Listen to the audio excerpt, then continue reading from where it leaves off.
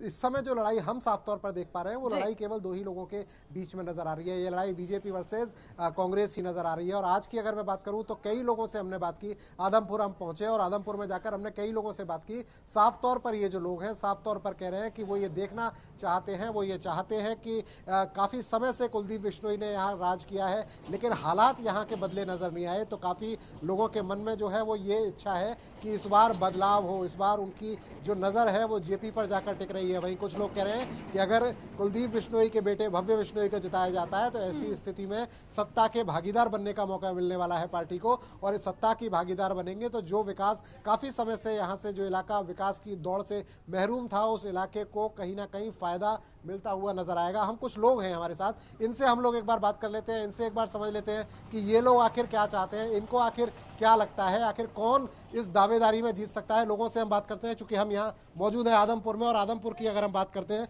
तो लोगों की बातें जानना जरूरी है, लोगों की राय जानना जरूरी है। तो लोगों से हम पूछ लेते हैं साफ तौर पर कि ये क्या सोचते हैं, क्या रहने वाला है भाई आदमपुर में। आदमपुर में जी जेपी की टक्कर है भव्य के साथ। जेपी की टक्कर है। टक्कर क्यों मान रहे हैं, आखिर कहाँ कमजोरी किसको मान रहे हैं, कौन जीत सकता है, क्या स्थिति रह सकती है? स्थिति तो ये है जी कि यहाँ भजनलाल का गढ़ है तो उनका तो माहौल है ही, और टक्कर अपना जेपी इसलिए दे रहा है कि काफ़ी लोग परेशान हो चुके हैं क्योंकि यहाँ विकास नहीं हो रहा। इसलिए अब की बार जो अदर जहाँ वोट जाने वाले थे, जैसे इनेलो के जाने वाले थे, वो सारे इकट्ठे होके जेपी को दे रहे हैं अब की बार। आम आदमी पार्टी और इनेलो की बात करें तो ये भी कहीं टक्कर में है या केवल दो ही लोग? नहीं जी, ये टक्कर में नहीं है बिल्कुल भी। टक्कर में ही नहीं है। कुछ और लोग हमारे साथ हैं, आप बताएं किसकी टक्कर, कौन जीतने वाला है, आदमपुर की जनता किसको सरताज बनाने वाली है? भाई साहब कुलदीप और जेपी की टक्कर है। हाँ। और जेपी अब की बार बाजी मारेगा। क्या वजह है, मतलब आप जब जेपी की कहते हैं और कुलदीप बाकी कहते हैं तो क्या वजह रहती है इसकी? वजह बहुत कुछ है भाई साहब, आप देख रहे हो जहाँ जहाँ भी जा रहे हो, सड़कें और वगैरह बहुत वजह। बहुत वजह है। तो आप मान रहे हैं कि टक्कर इन दोनों में है लेकिन बाजी जो है वो जेपी मार सकते हैं। जेपी मतलब जयप्रकाश जो कि कांग्रेस के यहाँ उम्मीदवार हैं। आप बताएं, आप क्या मानते हैं, किसकी टक्कर, किसको ताज पहनाने वाले हैं? टक्कर बीजेपी की और कांग्रेस की है जी। बाकी पार्टियों को आप बिल्कुल सिरे से ही नकार देते हैं, क्या बात? बाकी और कौन जी, ये दो ही है, दूसरा कोई नहीं है?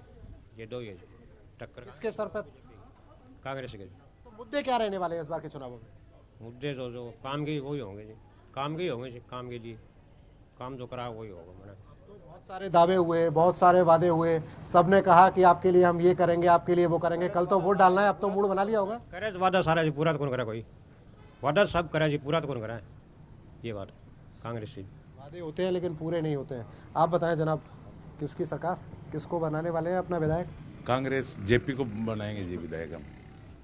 मुद्दे क्या हैं मुद्दे क्या, किन मुद्दों पे? सर विकास नहीं हुआ सर, ऐसे नहीं हुआ अंदर, वो तो कुछ हो सर, हमारे मन में है।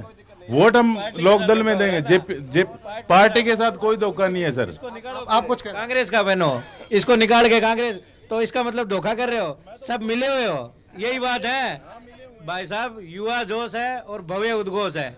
आदमपुर में एकमात्र भव्य हजारों वोटों से जीत रहे हैं। ऐसा क्यों, मतलब आप अपने साथी? ये है कारण है कि जी देखो, इनेलो का बैंड है इन्होंने और जेपी की बात कह रहे हैं, फर्क आप खुद देख सकते हो सर। आप तो ठीक कह रहे हैं, बैंड तो आपने इनेलो का। क्या हो गया फिर सर, क्या हो गया? मैं तो पूछ रहा हूँ। ठीक है, तो केवल